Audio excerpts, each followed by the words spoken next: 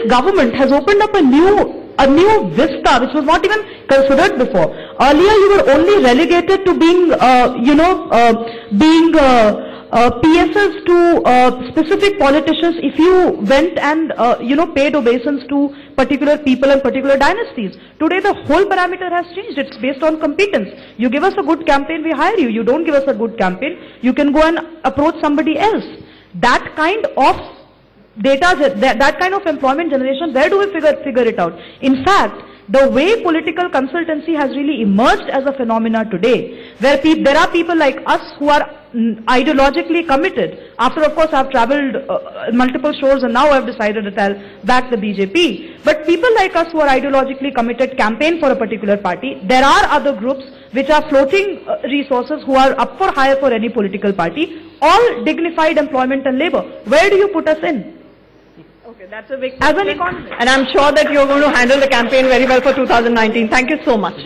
अशोक तंवर जी आ चुके हैं इस वक्त मंच पर और यतेंद्र शर्मा उनके साथ इस सेशन को आगे बढ़ाएंगे। Yatendra, over to you. धन्यवाद रोहित जी। हरियाणा के प्रदेश अध्यक्ष अशोक तंवर जी हमारे साथ हैं। अशोक जी, पूरे देश में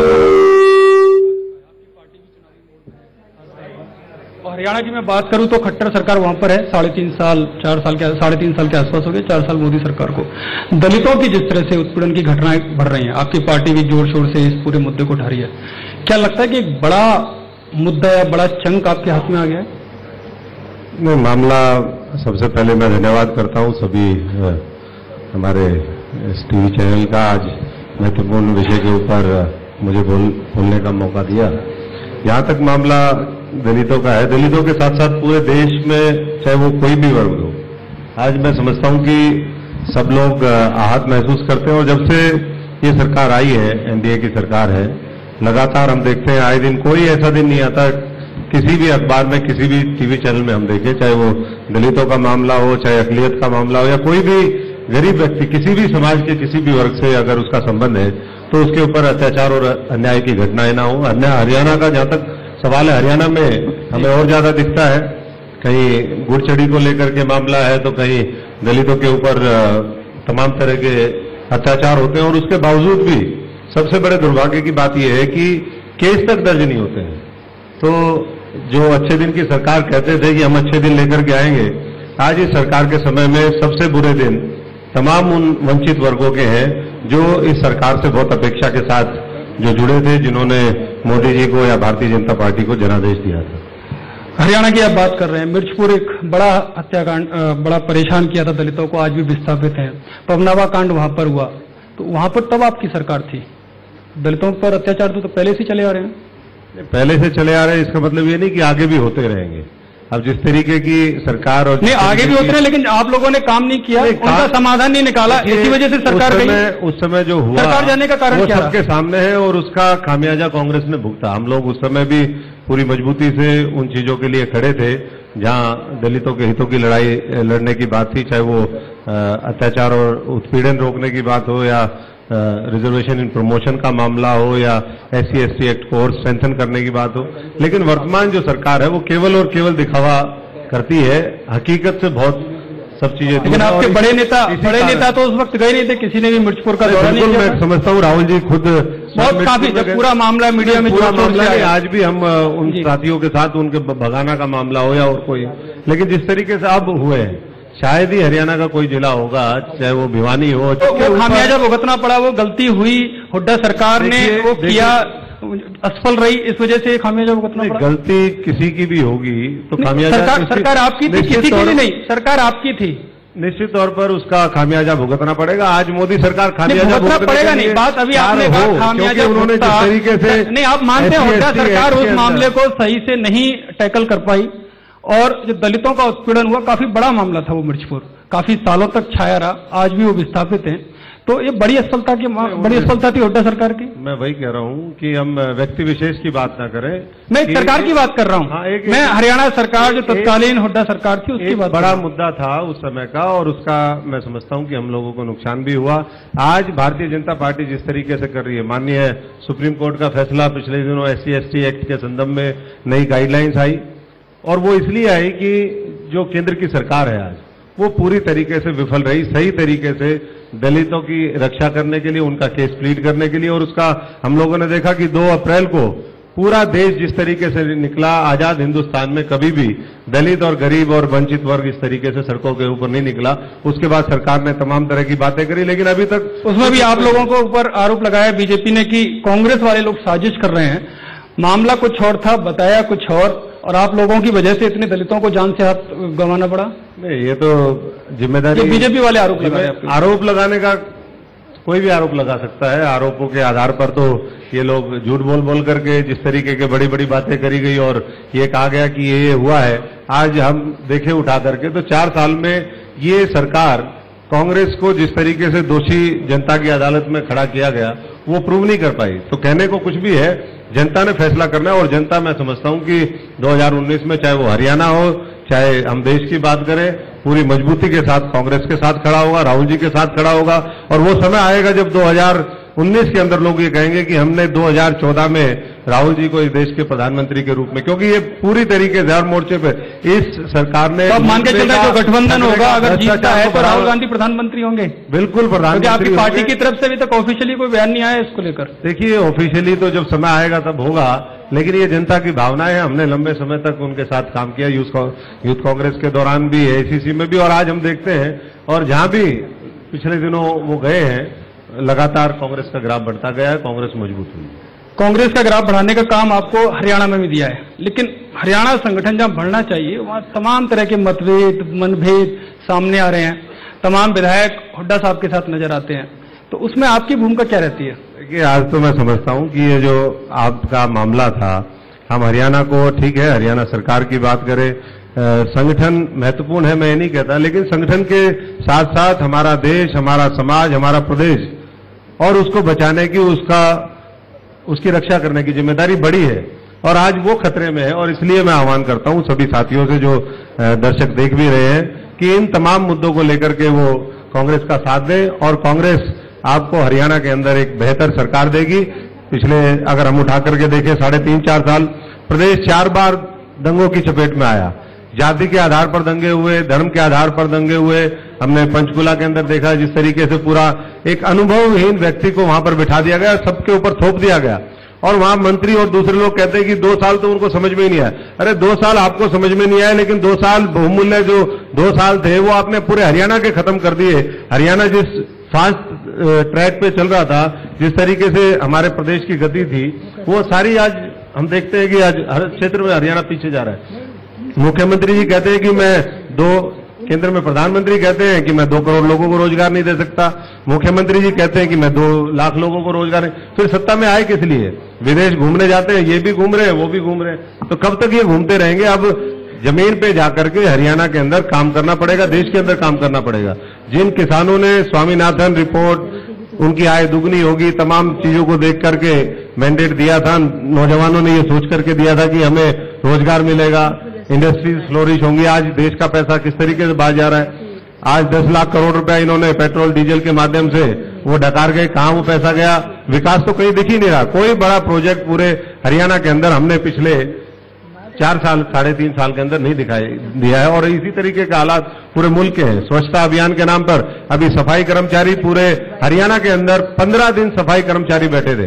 कोई स्वच्छता अभियान कहीं दूर दूर तक नहीं दिखाई दिया और सरकार ने उनकी सुनी तक नहीं। तो इसलिए अब भारतीय जनता पार्टी को एक जैनी फिलॉसफी में उनको समय को उन्होंने 4 भागों में बांटा है। और सबसे बुरा जो समय होता है वो होता है दुश्मा, और सबसे अच्छा जो समय होता है वो सुषमा।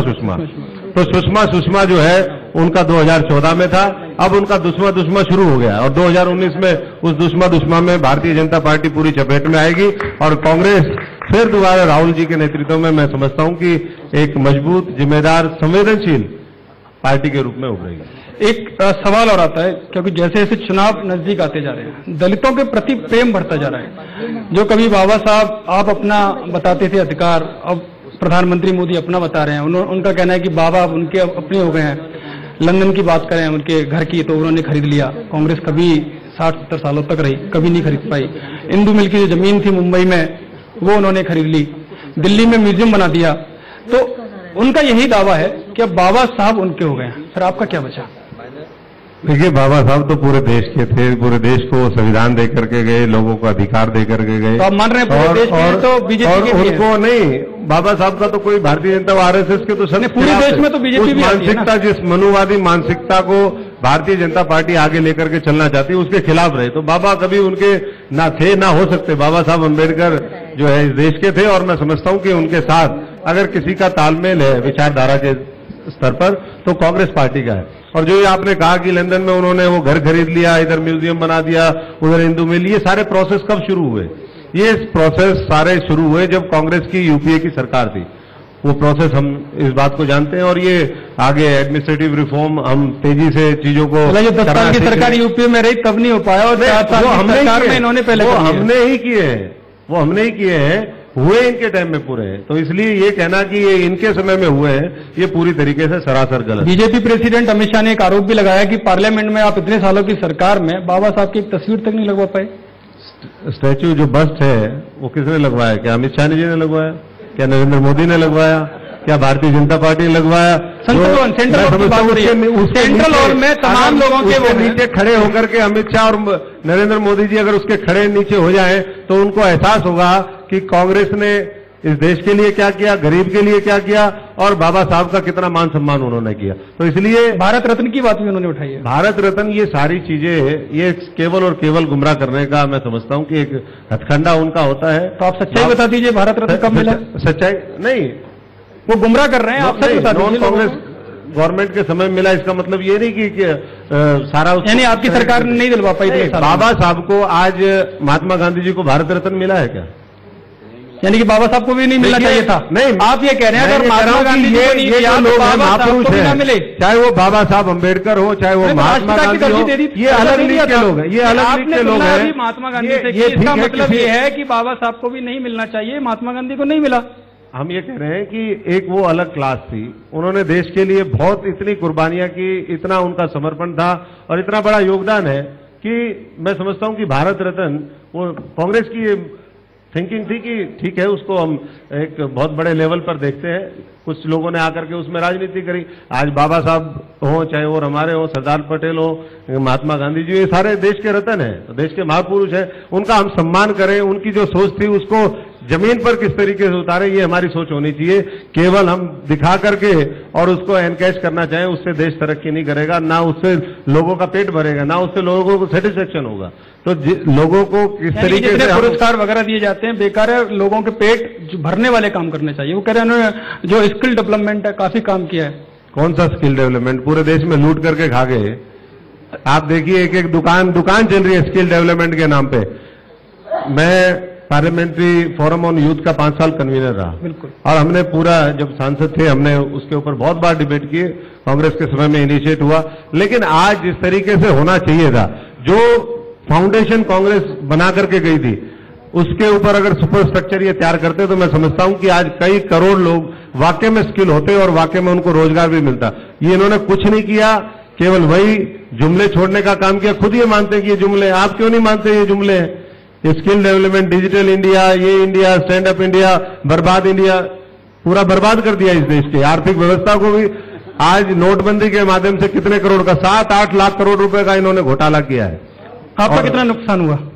नहीं, हमारे को नुकसान, हमारे पास, हम तो फक्कड़ है, अपनी जेब टटोलोगे कुछ नहीं मिलेगा। इसीलिए इन भ्रष्ट लोगों के साथ मजबूती से लड़ने का काम कर रहा हूं। हरियाणा में 3 लाख करोड़ का हमने माइनिंग स्कैम उजागर किया, 3 लाख करोड़ का। ये कहते थे हम ईमानदार हैं, भ्रष्टाचार मुक्त शासन देंगे, प्रशासन देंगे, हरियाणा को कर देंगे, देश को कर देंगे। लेकिन हर जगह पैसा है। इनके खुद मंत्री मान रहे हैं कि हमारे अधिकारी जो है उनकी मंथली बंधी हुई है। अगर अधिकारियों की मंथली है तो मंत्री इतने शरीफ हो गए कि पहले से चली आ रही होगी।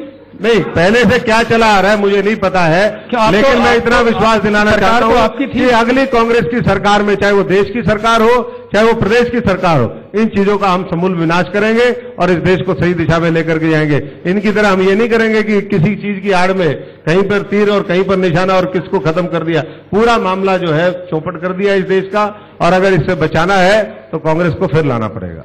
एक बड़ा मुद्दा छाया रहा था अशोक जी, बाबा राम रहीम का, पूरे देश और में चर्चा रही। आप वहां से सांसद भी रहे हैं जहां तक मुझे याद है। क्या आपको लगता है कि जो ये मुद्दा है राम रहीम वाला, आपकी सरकार में उसमें सही से टैकल नहीं हो पाया? नहीं तो खुलासा पहले ही हो जाता, जिस तरह से अगर सही मामला उठता, इतने लोगों की जान नहीं जाती, इतने लोगों का उत्पीड़न नहीं होता। देखिए, न्यायिक प्रक्रिया है। डेरा सच्चा सौदा बाबा राम रहीम जी से बहुत पहले से शुरू हुआ। बाबा राम रहीम की मैं वही कह रहा हूं, लोगों की आस्था, उनका विश्वास, हमें हर चीज को, जब कोई चीज सामने आती है, शंका की दृष्टि से नहीं देखना चाहिए। करोड़ों लोग उस आस्था के केंद्र में जाते थे, आज भी जाते हैं, पहले भी जाते रहे। कुछ घटनाएं घटी, न्यायिक प्रक्रिया के माध्यम से वो चीजें सामने आई, उनके ऊपर ज्यादा हम टिप्पणी नहीं करना चाहते, लेकिन अच्छे काम, लेकिन आरोप यही है, बीजेपी वाले कह रहे हैं सरकार आई बहुत खुलासा हो गया, आपकी लोगों ने उसे बचा के रखा। हमारे यहाँ और भी डेरे हैं, हमारे यहाँ डेरा राधा स्वामी भी है, हमारे यहाँ डेरा बाबा भूमन शाह भी है, अलग अलग कम्युनिटी के डेरों और संतों की नगरी है हरियाणा, और उसमें सिरसा एक महत्वपूर्ण उसका केंद्र है। तो इसलिए तो संत या शैतान क्या मानते हैं बाबा को? मैं समझता हूं कि पूरी तरीके से भारतीय जनता पार्टी ने इस मामले को भी न्यायिक प्रक्रिया के माध्यम से आराम से हो जाता। लोगों को वहां जिस तरीके से इकट्ठा होने दिया, वहां पर जिस तरीके की बातें मंत्रियों ने कही, उसके माध्यम से वो, और उसके बाद गोली चलवा दी उनके ऊपर। तो निर्दोष लोग, जिनको ये भी नहीं पता कि वो किस लिए आए हैं वहां पर, उनके ऊपर गोली चलवा। वहां तो बीजेपी अपनी पीठ ठोक रही है कि लोगों की जाने नहीं जाने थी, बड़े तरीके से हैंडल किया। बीजेपी पीठ नहीं ठोक रही, बीजेपी पीठ में छुरा ठोक रही है, और जब समय आएगा तो लोग सामने से जो है बीजेपी के ऊपर वोट से वार करेंगे और उनका सफाया कर देंगे। हरियाणा में अगर वो 2-3 से ज्यादा सीटें बीजेपी, और वो भी मैं कह रहा हूं कि बाय डिफॉल्ट उनकी विधानसभा में 1 या 2 सीट आएगी, अपने काम से उनकी ना तो कोई लोकसभा में सीट आ रही है, ना कोई विधानसभा में। इतना सुपड़ा साफ होगा जो उन्होंने जिस तरीके से जाट आरक्षण के दौरान दंगे करवाए, जिस तरीके से जुनैद और तो आपके समय में भी हुए जाट आरक्षण? हमारे समय तमाम लोगों को परेशानी, हमारे समय में ऐसा कभी नहीं हुआ कि तो गाड़ियां तो रुकी गई थी, रोड जाम तब भी हुए थे, मैंने खुद कवर किया। इक्के दुक्के इंसिडेंट सरकार के समय मैं कह रहा हूं कि 2-3 दिन तक और इक्का दुक्का इंसिडेंट हो जाए और एक बड़े पैमाने पर पूरे हजारों करोड़ की संपत्ति उसमें नुकसान हो जाए, सैकड़ों लोग मारे जाएं, और बावजूद इसके कि और मुख्यमंत्री जी अपने वहां पर मुख्यमंत्री जो आवास है उसके अंदर खिचड़ी खा रहे हैं और गर्म धूप में, क्योंकि सर्दियों के दिन में हुआ था, वहां चादर बिछा करके सो रहे। ये खिचड़ी खाने के लिए और वहां पर सोने के लिए मुख्यमंत्री आवास में जो है लोगों ने जनादेश नहीं दिया था। ये भारतीय जनता पार्टी को समझना पड़ेगा। इन्होंने कैसे कैसे लोग उठा उठा के बना दिए। वो त्रिपुरा के एक मुख्यमंत्री है, वो कहते हैं सैटेलाइट और ये चीजें जो है हमारे महाभारत, लेकिन जाट कभी कहते हैं कि मैकेनिकल इंजीनियर को देखिए, आप जज करिए, पूरा देश देख रहा है, आप जज करिए। वो कहते हैं कि मैकेनिकल जो इंजीनियर है वो सिविल सर्विस का एग्जाम नहीं दे सकता, जो सिविल इंजीनियर है वो दे सकता है। वाह रे वाह मेरे मुख्यमंत्री भाई। और ऐसे बनाने वाले लोग भी, और वो उसके बाद भी रुक नहीं रहा है, रोज शेर का बच्चा कुछ न कुछ बोलता ही रहता है। ऐसा ही हमारा है, और इसलिए मैं दावे के साथ कह रहा हूं कि इस सरकार को जाने से और इस पार्टी को जाने से कोई रोक नहीं सकता है।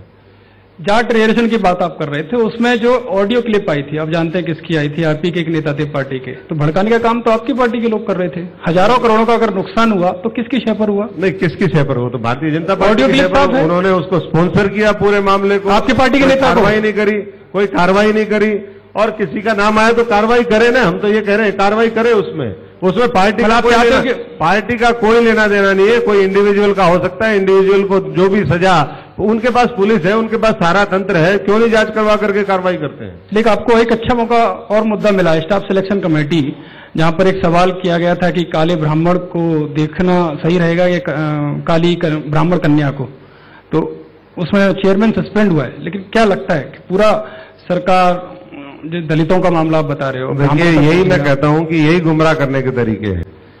तो उसमें प्रावधान है, चेयरमैन सस्पेंड कभी होता नहीं, या तो लगता है या हटता है। तो इन्होंने नया वो दिखा दिया जनता को गुमराह करने के लिए कि हमने सस्पेंड कर दिया।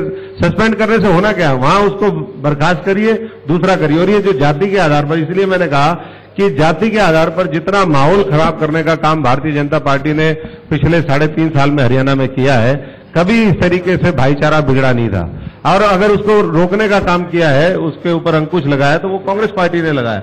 हम लोग सड़कों के ऊपर निकले जिस समय जाट आरक्षण के बाद जिस तरीके से माहौल बना था, जगह जगह गए, लोगों को सांत्वना दी, और वो भाईचारा जो है हमने दोबारा उस चीज को एंश्योर किया।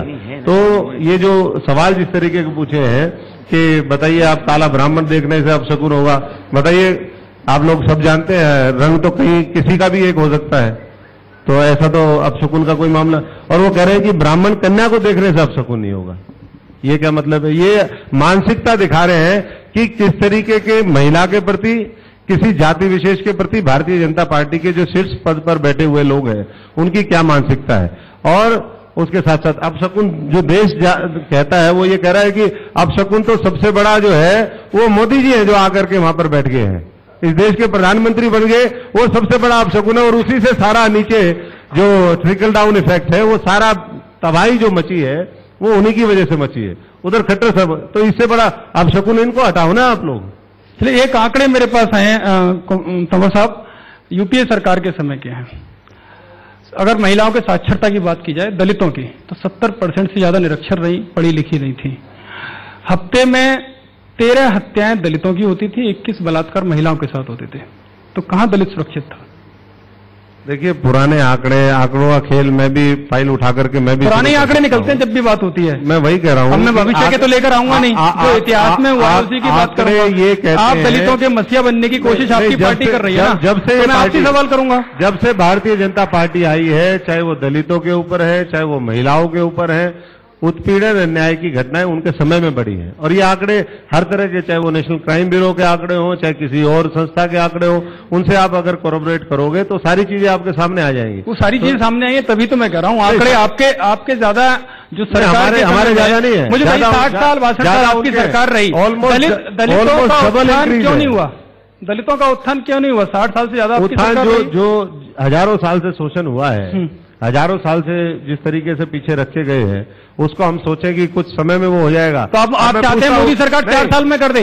आप 60 सालों में नहीं कर पाए, आप चाहते हैं मोदी सरकार 4 साल में कर दे? 60 साल आपके यहाँ तो आंकड़े लगातार बढ़े। 60 साल 2006 की मैं बात करूं, तभी कोविंद जी आज जो है राष्ट्रपति भवन में बैठे हैं और दलित नहीं है बैठे। मैं वही कह रहा हूँ, आज वही 60 साल का योगदान है। वो तो बीजेपी कह रही है कि उन्होंने बैठाया है। आप लोगों ने तो उनका विरोध किया था, आप तो चाहते ही नहीं थे कि दलित के तौर पर रामनाथ कोविंद वहां पर, वो पहले वहां पर बैठे हैं। क्या नारायण आपके पहले था, जिसके ऊपर काम करने का प्रयास जो है कांग्रेस पार्टी ने किया, आज उसकी देन है। लेकिन एक बीजेपी का तो आरोप यही है कि आपने एक दलित को राष्ट्रपति बनने से रोका।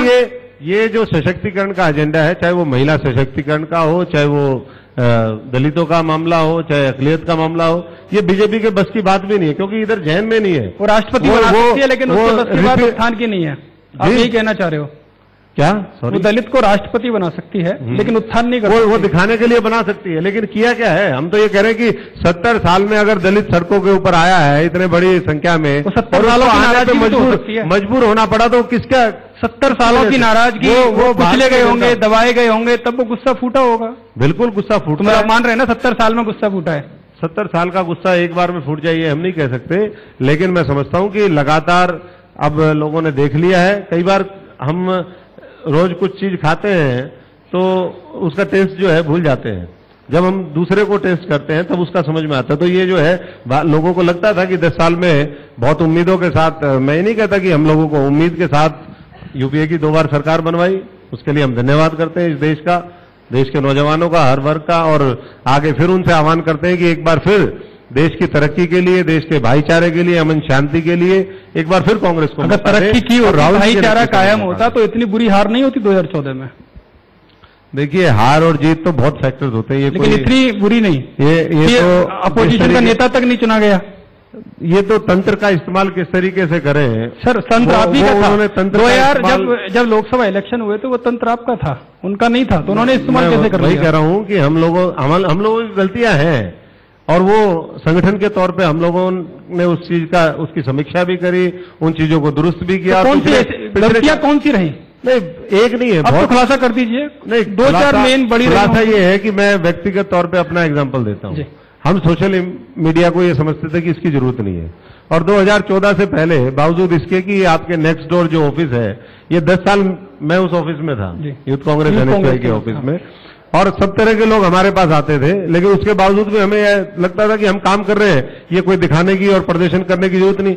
लेकिन बाद में एहसास हुआ कि हम गलत थे, लोगों तक बात पहुंचाना जरूरी था। ऐसा तो नहीं कि सत्ता का सुत्ता के निकलने की जरूरत ही नहीं होती थी कि युवा चाहता क्या पता ही ना चल पा रहा? सब पता था क्या चाहता था, वो हमने किया, तभी हम 2000 तो बाहर कर दिया युवा का चाहना आप देख नहीं पाए। मैं वही आपको कहने की फिर कोशिश कर रहा हूं कि चुनाव जीतना हारना बहुत अलग चीज होती है, और उसके अनुरूप काम करना बहुत दूसरी। खेल तो चुनाव हारने जीतने का ही है ना। नहीं तो हम जीतेंगे, मेहनत करते हो, हम जीतेंगे, आरोप प्रत्यारोप लगाते हो, हम जीतेंगे। हम पूरी तरीके से इनको बेनकाब करेंगे, चाहे वो बीजेपी की नीतियां हो, चाहे नेतृत्व हो, चाहे इनकी सोच हो, और जनता के बीच में हम लोग उसको अच्छी तरीके से रख भी रहे।